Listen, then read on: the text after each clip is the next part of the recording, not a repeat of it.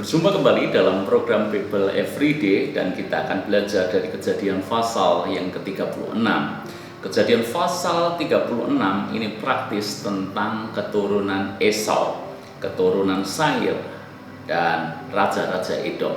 Itu judul perikop di Kejadian pasal yang ke-36. Apa yang kita bisa pelajari dari Kejadian pasal yang ke-36 ini?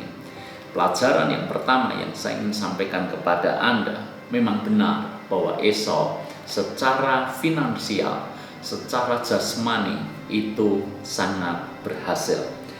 Begitu berhasilnya Esau sehingga dicatat Alkitab seperti ini. Ayat yang ke-7. Sebab harta milik mereka, sebab harta milik Esau maksudnya, terlalu banyak sehingga mereka tidak dapat tinggal bersama-sama dan negeri penumpangan mereka tidak dapat memuat mereka karena banyaknya ternak mereka itu. Maka menetaplah Esau di pegunungan Seir. Esau itulah Edom. Jadi rupanya Esau sampai memutuskan untuk menetap di pegunungan Seir karena jumlah ternak mereka menjadi sedemikian banyak, tempatnya sudah tidak muat lagi. Dengan kata lain, secara pekerjaan, secara bisnis, secara keuangan, Esau sangat makmur, Esau sangat diberkati. Tetapi bukan berarti Esau ini tidak melakukan kesalahan. Apa kesalahan Esau? Jadi secara pekerjaan dia berhasil, tapi dia melakukan kegagalan. Kegagalannya dalam hal apa? Dalam hal bagaimana Esau memperistri wanita. Dan ternyata wanita yang diperistri Esau bukanlah wanita yang sesuai, yang dikehendaki oleh Tuhan tentunya. Maka kita belajar juga, ibu daripada Esau, yaitu Ribkah, itu menjadi marah. Demikian pula Ishak sebetulnya sangat sedih. Dalam hal apa? Dalam hal bagaimana Esau memperistri wanita-wanita yang bukan dari tempat yang seharusnya.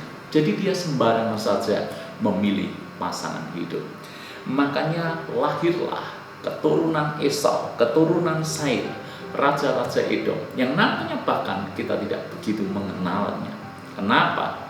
Karena memang tidak dikehendaki oleh Tuhan, sehingga fokus daripada keturunan Abraham, Ishak, lalu kemudian beralih kepada Yakub dan bukan kepada Esau. Ibu bapak saudara semuanya, kita mengerti bahwa kadangkala hidup kita menjadi bermasalah bukan hanya karena soal pekerjaan misalnya. Boleh pekerjaan kita diberkati, bisnis maju, tetapi kalau kita keliru memilih pasangan, maka itu bisa menjadi duri dalam daging dalam hidup kita. Berapa banyak orang yang sukses dalam pekerjaan tapi tidak bisa menikmati hidupnya.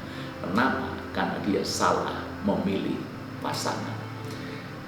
Itu sebabnya kita perlu belajar soal memilih pasangan.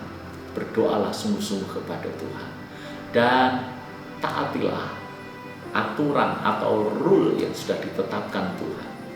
Jangan sampai kita merupakan pasangan yang tidak seimbang. Dengan kata lain, jangan sampai tidak seiman, karena itu akan menjadi jerat bagi kita di kelak kemudian hari. Karena itu bisa menjadi duri dalam daging dalam pernikahan kita di kelak kemudian hari. Kalau pernikahan kita bermasalah, tidak peduli sesukses apapun kita, maka kita tidak bisa menikmati sukacita, kebahagiaan secara utuh. Kita bisa sukses dalam karir, tetapi kalau kita bermasalah dalam pernikahan, apa gunanya itu? Jadi kegagalan Esau ini soal bagaimana dia memilih pasangan hidup, hendaknya kita juga perlu hati-hati supaya tidak terulang dalam hidup kita. Saya berdoa secara pekerjaan kita diberkati, tetapi saya lebih rindu dalam pernikahanmu Anda juga diberkati, keluargamu Anda diberkati. Bagi yang sudah menikah, bukan berarti ayat ini mengajak kita untuk menyesali keputusan kita menikahi pasangan kita.